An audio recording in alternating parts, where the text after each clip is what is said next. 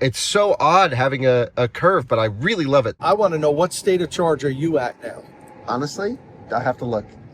I think 58. 58-ish. What are you at? 59. Oh, really? Wow, with off-road design pack. So we have a Naxport over here, but it is DC only. It is DC only. So what do you think it would do if it was all dialed in at 50%? If it would be on the ideal temperature right now, we'd probably pull around 400 kilowatts. I think we can say the Cayenne is going to be a certified road tripper. Thank you to our sponsors for today's video: Eaton, Ionna, InfyPower, and Nokian Tyres. This video is brought to you by Eaton. Eaton is a one-stop shop for implementing reliable and innovative EV charging infrastructure at your site. Across all applications, Eaton's EV charging infrastructure, hardware and software, gives you the scalability, flexibility, and intelligence you need to charge today and scale up tomorrow.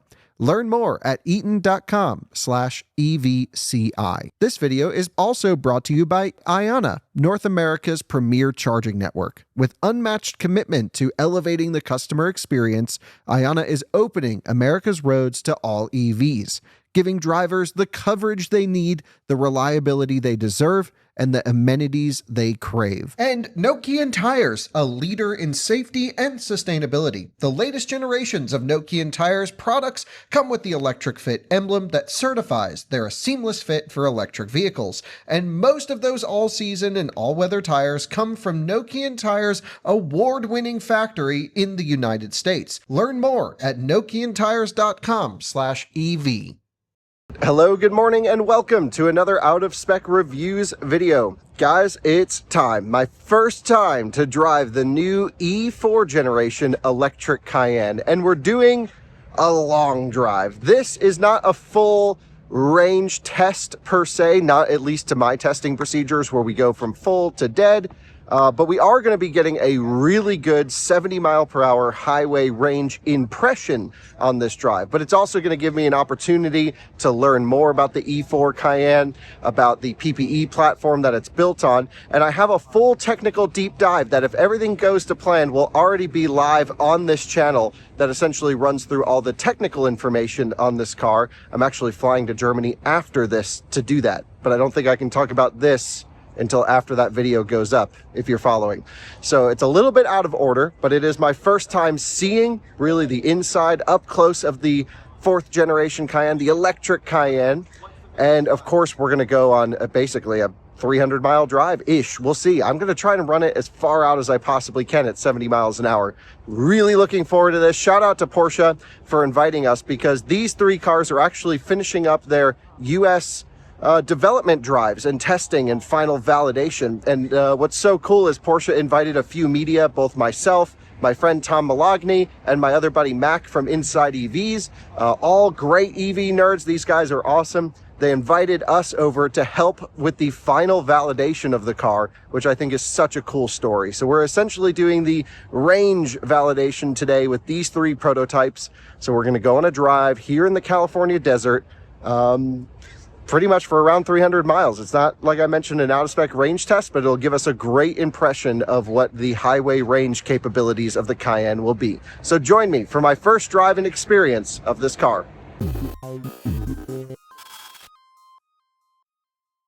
And here are the cars. A really cool demonstration drive. I'm very much looking forward to seeing how this will go. My buddy Mac is going to be taking this car right here. That'll be super fun.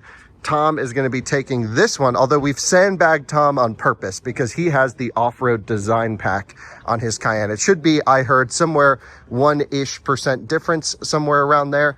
But we have a full, not a full range spec car, but pretty close to it. So these are all standard option Cayennes. So think dual motor, all-wheel drive, but without all of the performance stuff on them.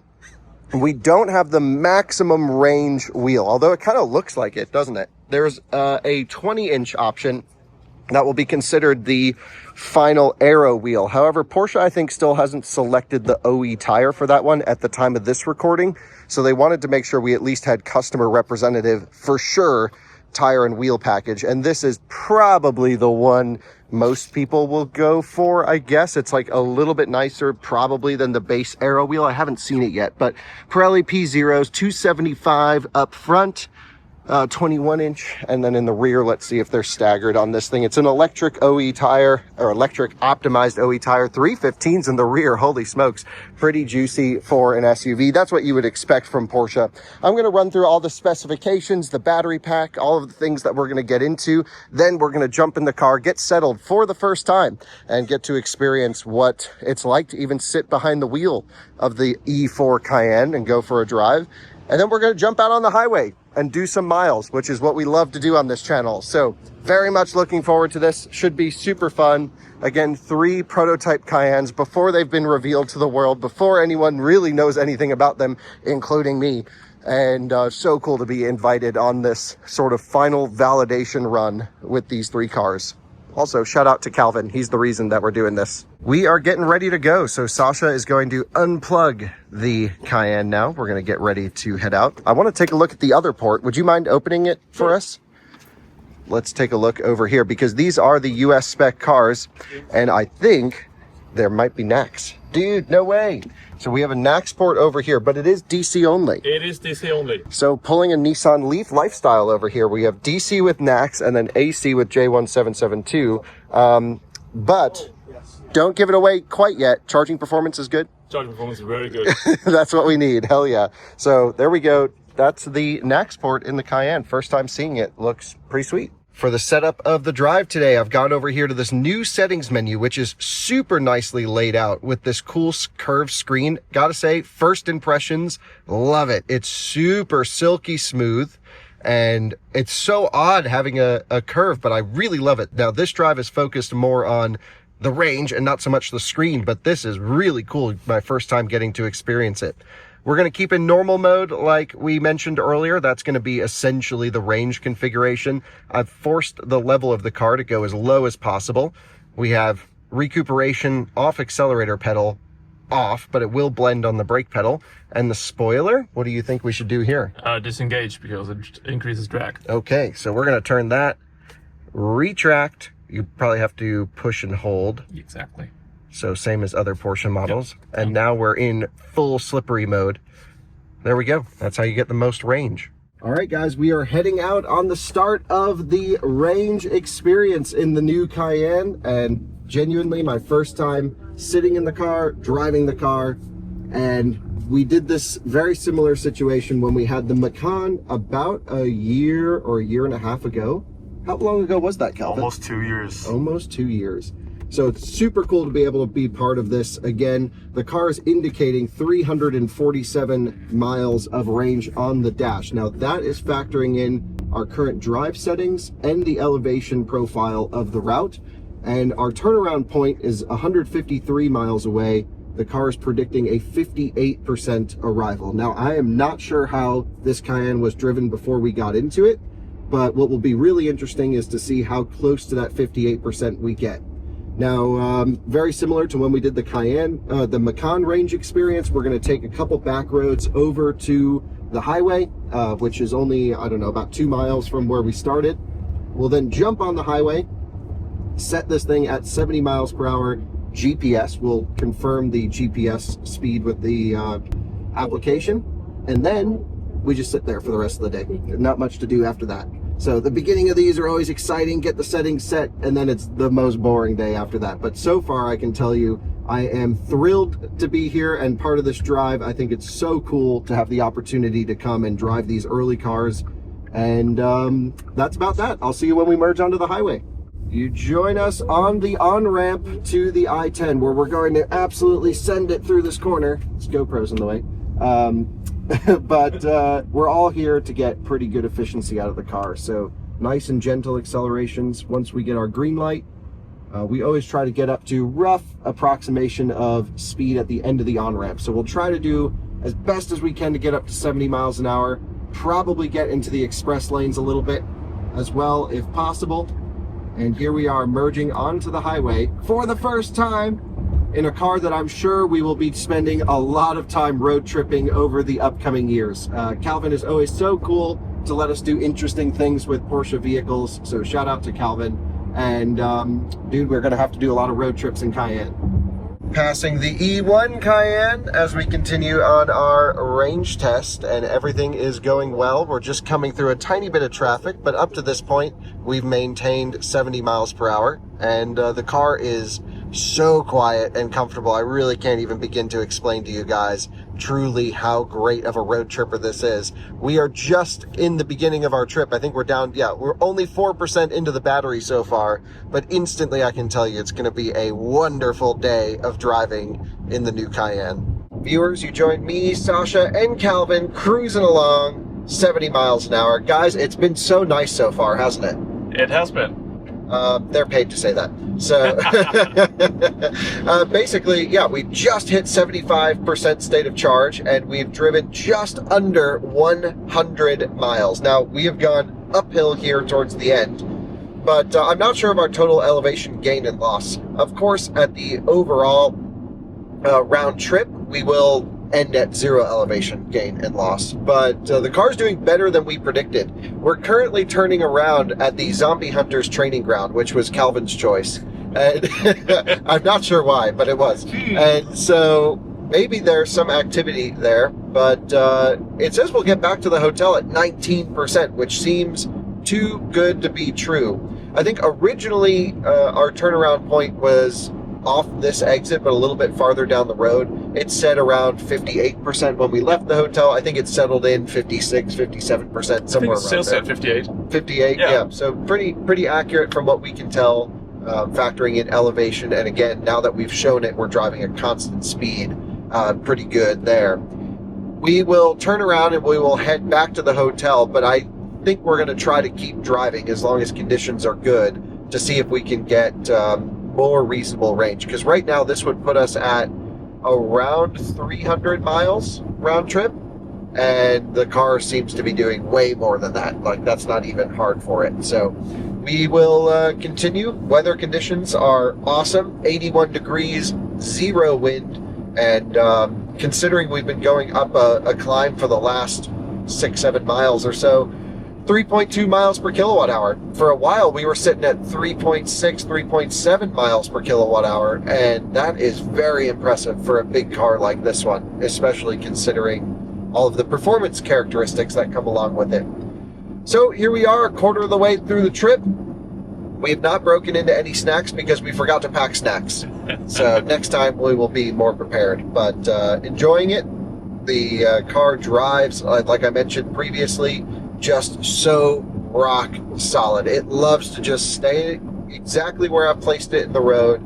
It has a totally grown-up character to it than Macan on a trip. Just feels really awesome from a comfort perspective. So shout out to the Porsche engineers for making this thing drive amazing on the highway. And Sasha, you just went on a huge road trip with it. We did, yeah. We just went on a validation drive through the US, about 3,500 miles the last 2 weeks.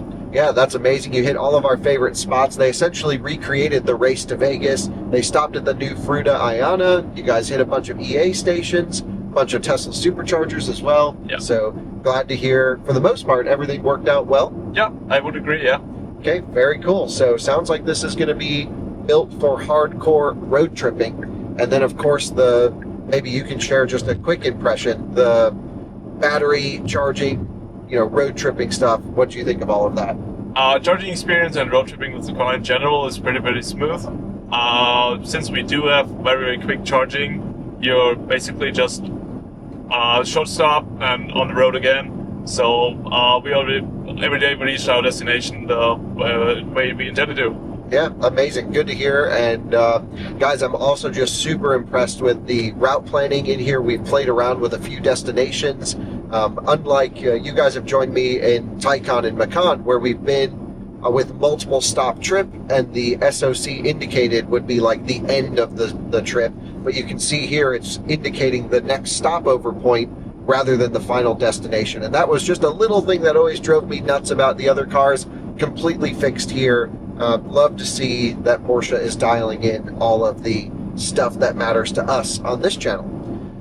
With all that said, I'll check in with you when we get to our turnaround point in the next half hour, 40 minutes or so. So we'll see you at the Zombie Hunters Playground, or whatever it was called. We've decided that it was a little bit too weak sauce to turn around at the Zombie Hunters place because we don't want to get back with 20%. So we pushed it to the next exit, which is a pretty far distance away out here in the desert. But we're going to Ford Dry Lake Road. Then we'll get back to the hotel with predicted 8%, which even then we can sort of get an idea of how much farther we could go. Again, not a true out-of-spec style range test, just a range impression drive, but we don't want to do a range impression drive stopping at 18%. We are now going past the original turnaround location that we were thinking, but the Cayenne's got some serious range. It's showing 197 miles left to go, and we've already traveled 144. So that's pretty awesome considering it's not really that huge of a battery.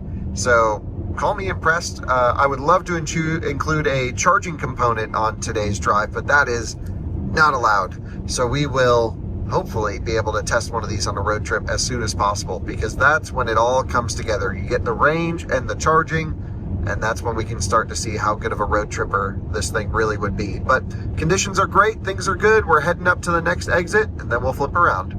Well, guys, we are getting close to our turnaround point. We are 158 miles into this thing, so for sure this has to go 300 miles if we want to make it back over 300. And it's just been so nice to cruise around in this thing. We're actually going to have to wait for Mac and Tom to catch up to us. We took a little bit different way onto the highway than they did, and especially for video, they kind of want to have all the cars together. Cool from my side. So we're going to get off here. I think they're only a couple minutes behind us. We'll shut climate off while we wait so that we don't have too many loads on the car. And then after a couple minutes of waiting here roadside, we'll all get together as a group and drive back. But everyone's driving 70 miles an hour, so we can have really good comparable results. It'll also be really cool to see the difference between the off-road design pack and the standard car as Tom's driving that one. So we'll exit here to Ford Dry Lake Road and catch up with the other guys, and then all drive together on our way back to Rancho Cucamonga. We should also mention 600 kilowatt regen. Yeah. Would be cool to experience that at some point. Probably couldn't do it at 59%. What do you think? I think we could. Oh, really? Yeah. Okay. So what I want to know, what state of charge are you at now? Honestly, I have to look. I think 58. 58-ish. What are you at? 59. Oh, really? Wow, with off-road design pack. With Wait, off-road let me go design- check I this wanna one. see that. Hold on. Let's see. We have an extra suitcase in this car. We have an extra suitcase, okay? Yeah. Hold on, let's see. What are we at? We're at 59%. They are at 59. Okay. So we're exactly the same. at this Exactly point. the same. Oh, wow. So you should definitely get the off-road design pack is what I've learned. Because the approach angle, so you see how the vents in your car go sideways? Have you seen this one? I They're- looked at the front before. Yeah, and it's like totally this weird fishy looking thing. And you've got this big lip there. And so I think off-road design pack all day. And it's supposed to have a 10 to 15 mile range penalty. It's the same at the moment. That's driving? Oh, here we go. Toyota Corolla, no. Let's see what. And here's Mac. Mac, what SOC are you at? 59, same. What are you doing, Kyle? Well, you have the most efficient one. All three of us. That means Tom's not efficient. Yeah, well, technically, he's the most efficient driver. I'm supposed to have a 10 mile range penalty, so we'll see what happens in the second half. I was the last one here because I think we took the wrong way on an interchange or something. It was not super clear what I did wrong, but something. No, I think So you we thought- did the wrong thing by just getting on But I think that I-10. was smart because you Yeah. bypassed that. There was like an overpass that was close. This guy right here. Local knowledge. I almost missed the exit because I was talking and I was like, oh, wait a minute. So this is bad news for Kyle though, because that means he's covered the shortest distance and we're still all at the same. So he's in first, I'm in second, and you're in last. Well, we've been maintaining 70 better than you guys, is what I heard. We've been getting stuck behind less trucks. That's true. Okay. Yeah, we're here to push the air out of the way. Oh, see, but when Yeah. I get stuck behind a truck, I then go a little bit faster. Oh, see, but that's not, you can't do that. Can't do that. Just don't get stuck I behind a haven't truck. had to, really. Yeah, it's been nice out No, here. I literally Yeah. just a couple times. I've had to Yeah. make a lot of lane changes to maintain 70, and I probably angered a few people in the fast Oh, lane we did. that were like right on my butt for a while, but I wasn't getting behind that truck in the slow lane. But 99% of the time we were at 70 miles an hour, which I was surprised. I didn't think we were going Same to have here. to. And You know what it is? You have the Euro plate bracket, and this is the US one, so that's more efficient. The Euro's thinner, Yeah. but it's longer. I don't know. Yeah. I have to check the square. You could, yeah, check the surface area. So, well, I'm happy with that. Being tied at SOC. That's amazing. 50, it's not less than 50% point. And I really expected that I'd be behind you guys with the off-road pack. So Have you checked what the route planner thinks you'll get to the hotel with? yeah, right now 6%. Ours says 4. Yeah. Yeah, Mine says I haven't looked. Okay. Mine says 6. The route planner we seems just sent really it in. good, by the way. Yeah. It's nice. Yeah. Hell At yeah. first it said 20%. And I was like, we can't. We're going to have to spin around. But then we checked the route. It had a stopping to Oh, charge. to charge, yeah. Because we had it set at not Minimum the SOC. minimum SOC 20%. Yeah. So we slid it down to 2%, which is the end. Yeah. And then it came up 6%. So right now it's saying 6%. Okay, well, that'll be interesting. So let's see what we're all at when we get back there. Yeah. Okay, no time for delay. Time to roll. So we figured out the discrepancy. Okay. You and Tom are running 70 on the dash, which is like 69.37 here. You know, and in Yearly range test. the professional car, we're running GPS verified. GPS verified. Yeah, so that's 1 mile per hour difference. I guess that does add up a little bit. Yeah, totally. So our arrival is 3% state of charge, which is plenty. And things are looking good. We're 160 miles into the trip. We're going to slowly inch past everyone 1 mile an hour. And we've got all the time in the world. So let's do that. And we'll see everyone throughout the drive. I'll check in with you at 9% when we hit 50%. You join us at 50% state of charge. Halfway through the day, we've been driving for almost 3 hours at 71 indicated, 70 GPS, which is why we've pulled away from our friends back there. Although I can still see them. The craziest thing, I'll get to the mileage in a second, is watching the charging power increase on the display. So Porsche does this really cool thing where there's an algorithm, a calculation that says if you were to plug in right now with these conditions as the car sits, what would be the initial charging power? And it's indicating 340 kilowatts with no preconditioning at 50%. So what do you think it would do if it was all dialed in at 50%? If it would be on the ideal temperature right now, we'd probably pull around 400 kilowatts, Which is the maximum of the which car is the still. maximum charging power, yeah. Which is crazy. Yeah. And so it's just, when do you think it really comes off 400 kilowatts? Shortly after, so around 60%, it will go down off 400. Yeah. But that's amazing. But we'll keep 300 and above until at least 70%. Crazy. So when you plug into a supercharger, it'll just sit at 200 kilowatts. It's just still. gonna sit up until 75, 80%. It's just gonna sit at 200. That's amazing. That is so cool. So we've traveled 186 miles right now, and Calvin and I were just discussing. We all know Taycan's outperformed EPA range all the time. However, we don't know what the EPA range of this car is, by the way. But the thing is, the lowest range Taycan was 208 miles, Calvin? Yep, just a little over 200 miles. Yep, just a little over 200 miles. We're at 50% and essentially have done that. Close enough, which is really impressive to see. The other thing I keep coming back to is, guys, remember, this car does not have a huge battery in it. It's only 108 kilowatt hours usable. And that's pretty small considering the use of this vehicle. I really thought Porsche was going to put a 120, 130 kilowatt hour pack in there, but it's small, but seemingly very efficient. Well over 3 miles per kilowatt hour still, and we haven't canceled out all the elevation gain or loss yet, so I don't actually know where we are there. But man, halfway through the range test, we've been driving for a while. Driving for a while and still wait. What was the range like coming down Pikes Peak? Must have been infinite.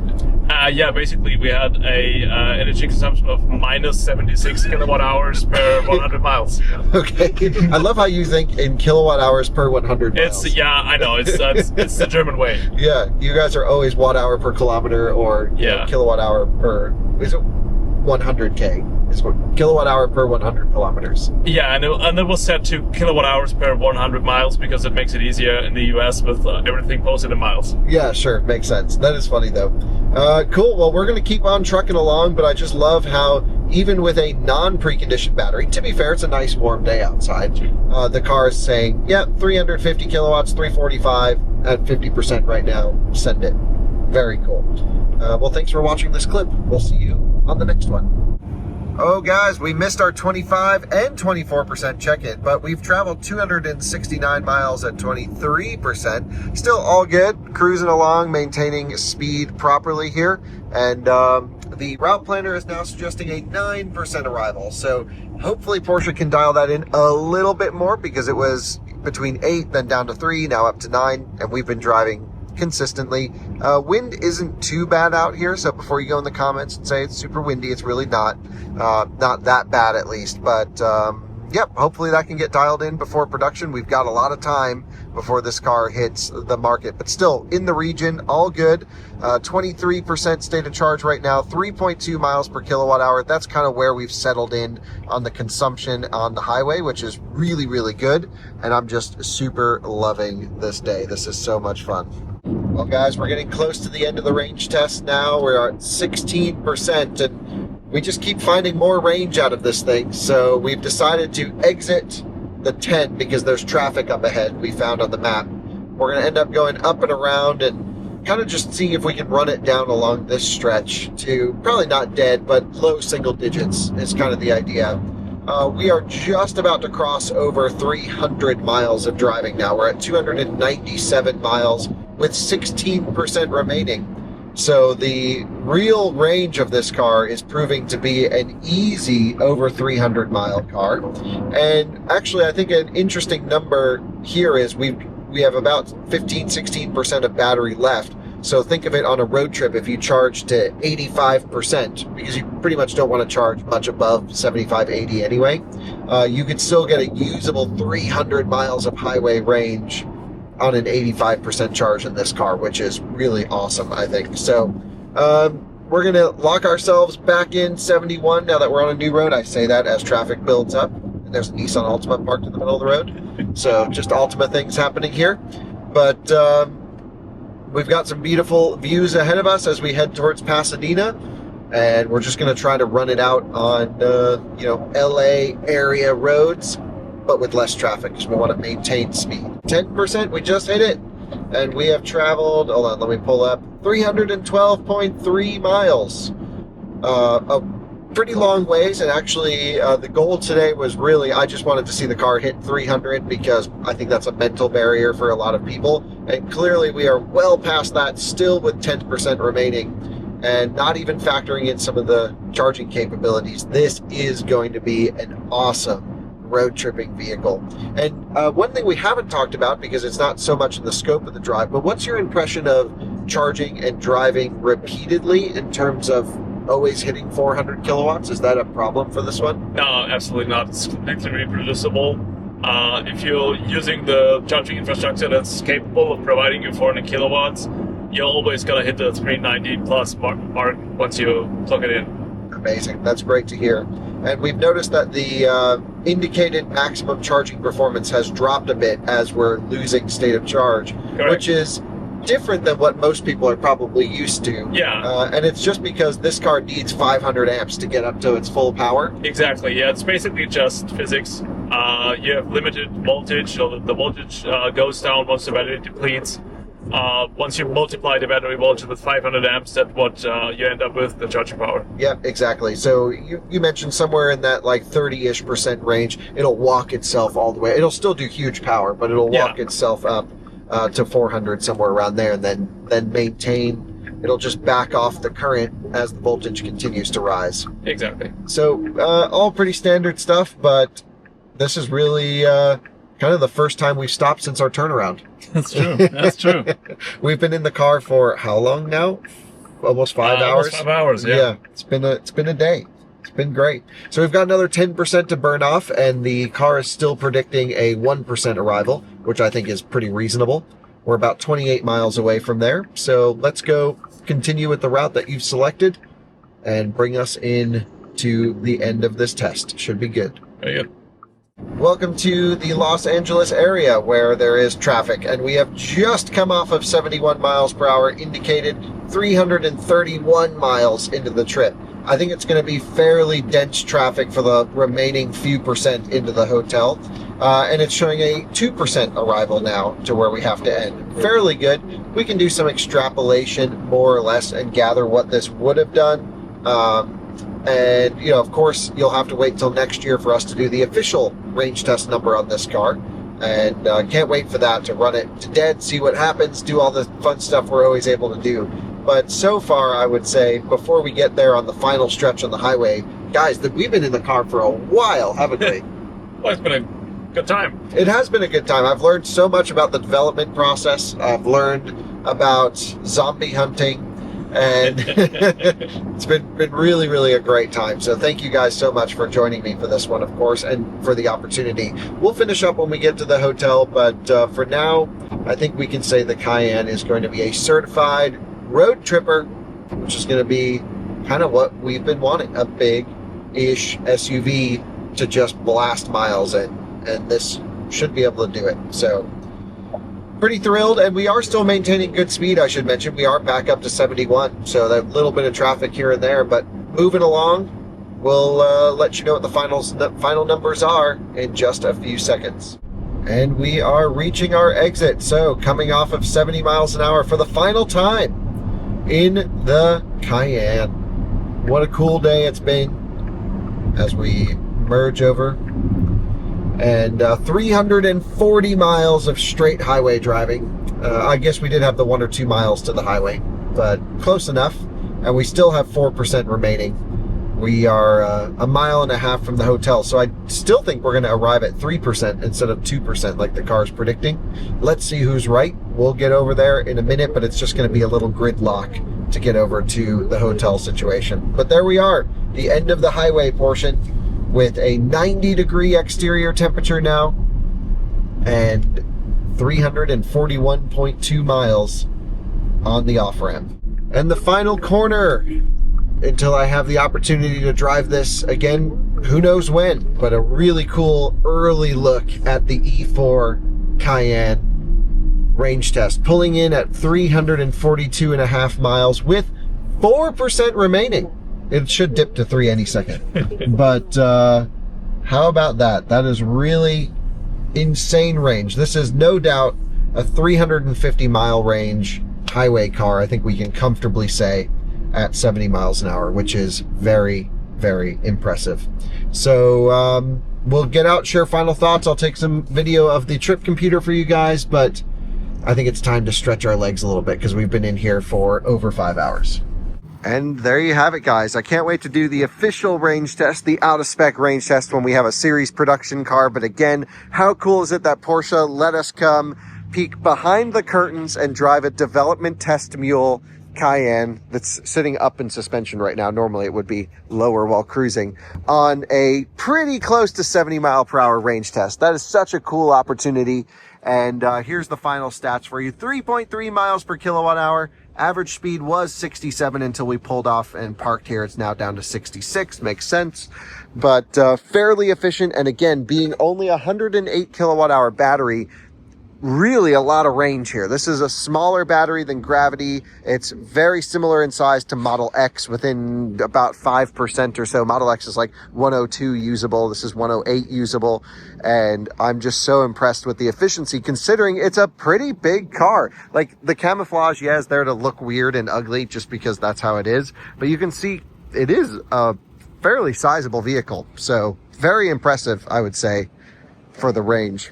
Well, guys, that is the end of the range test. On my side, I went 70 miles per hour GPS indicated speed, and we got 340 something miles. It would have done 350. probably just over 355 would be my guess, maybe 352. It would have ended up if we ran it all the way to dead. The traffic was building up, and I don't know why we didn't shoot to go 350. Honestly, I kind of think we should have gone another exit or two, but it was just too much dense traffic, wasn't 70, and clearly the car had more in it. Now, Mac and Tom both went over 350 miles with around anywhere between 2 and 3 or 4% remaining, but they were 1 mile an hour less than us, and that does make a difference on a test like this. But still, one thing that I think is really interesting is the car Tom was in was the off-road design pack, and Mac and I were in the standard cars.